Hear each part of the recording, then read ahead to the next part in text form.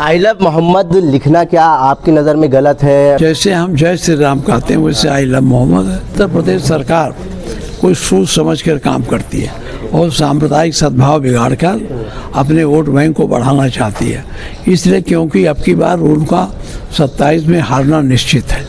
I love Mohammad को लेकर बीते 26 सितंबर को जुमे की नमाज के बाद बरेली में तौकीर रजा के नेतृत्व में एक जुलूस निकाला गया। पुलिस ने उस पर लाठीचार्ज करी।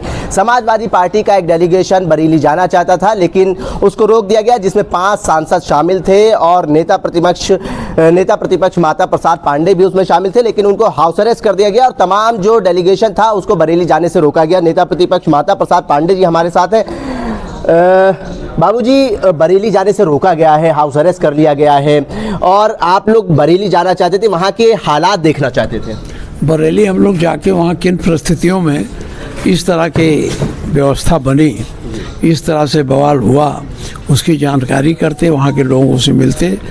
व्यवस्था में जो उपद्रवी हैं उसके साथ ही साथ ये सीधे साधे लोगों पर बड़ी पैमाने पर कार्रवाई हो रही है, इसको देखते और फिर वहाँ के प्रशासन से बात करते कहते।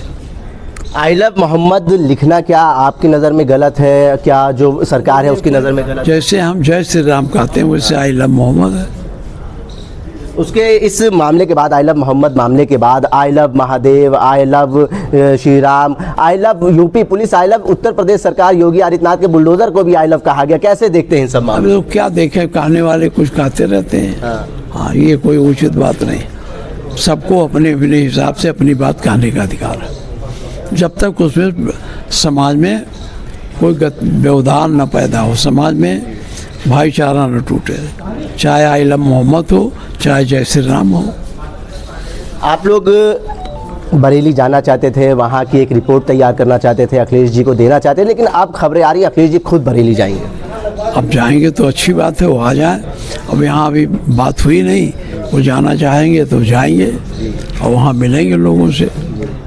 आपको लगता है ये सब जो गतिविधियाँ हो रही हैं, उत्तर प्रदेश सरकार को इससे फ़ायदा पहुँचेगा? देखिए, उत्तर प्रदेश सरकार कोई सोच समझ कर काम करती है और सांप्रदायिक सद्भाव बिगाड़ कर अपने वोट बैंक को बढ़ाना चाहती है, इसलिए क्योंकि अब की बार उनका 27 में हारना निश्चित है, इसलिए वो अपने हार से बचने के लिए तमाम प्रकार के उपक्रम कर रहे हैं। उस जुलूस को लेकर सर क्या कहेंगे? वो शांतिपूर्ण तरीके से जुलूस निकल रहा था, उसके ऊपर पुलिस ने जो बर्बरतापूर्वक लाठीचार्ज करा। देखिए, मैं तो देखा नहीं हूँ कि पुलिस कैसा था, उसी को जानने के लिए जुलूस कैसा था वहाँ जा रहा था। शांतिपूर्ण था कि वो उपद्रवी था, वही जाता देखता तो उसके बाद सत्ता से बात करता। जब वहाँ गए नहीं तो हम कैसे उस बारे में बात करें। बहुत शुक्रिया सर बात करने के लिए। धन्यवाद।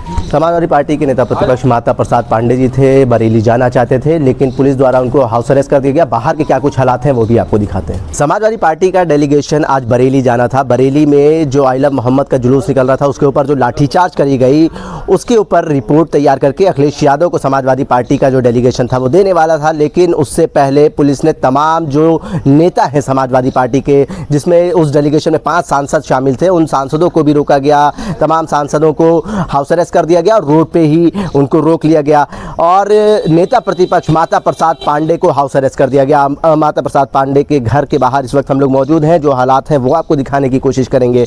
आप देख सकते हैं सुबह से ही यहाँ पर जो पुलिस के जवान हैं वो तैनात हैं, तमाम अधिकारी तैनात हैं। उनको हाउस अरेस्ट कर लिया गया है। बरेली जाने से पहले ही उनको घर से भी बाहर नहीं निकलने दिया जा रहा है। हालांकि बरेली में इंटरनेट सेवाएँ जो हैं वो बंद कर दी गई हैं और उसके बावजूद आप देखिए जो तमाम जो नेता रोड पर उतर आए थे, जैसे इकरा हसन, जिया रहमान बर्ग, उन सबको रोड पर रोक लिया गया। आम जो डेलीगेशन जाना चाहता था, जिसमें माता प्रसाद पांडे नेता प्रतिपक्ष, उनको भी हाउस अरेस्ट कर लिया गया।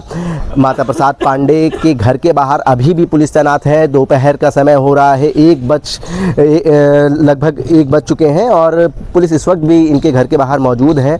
इनको घर से बाहर नहीं निकलने दिया जा रहा है। लेकिन जिस तरीके से जो बरेली की घटना को गंभीरता से उत्तर प्रदेश सरकार ले रही है, समाजवादी पार्टी वहाँ पे पहुँच के ज़मीनी रिपोर्ट जो है वो तैयार करके अखिलेश यादव को देना चाहती थी, लेकिन अखिलेश यादव सुनने में आ रहा है कि 8 तारीख के बाद वो जाएंगे बरेली और वहाँ के लोगों से मिलेंगे और जो हालात थे उसको जानने की वो कोशिश करेंगे। भारत एक सोच के लिए आकिब मिराज खान, लखनऊ।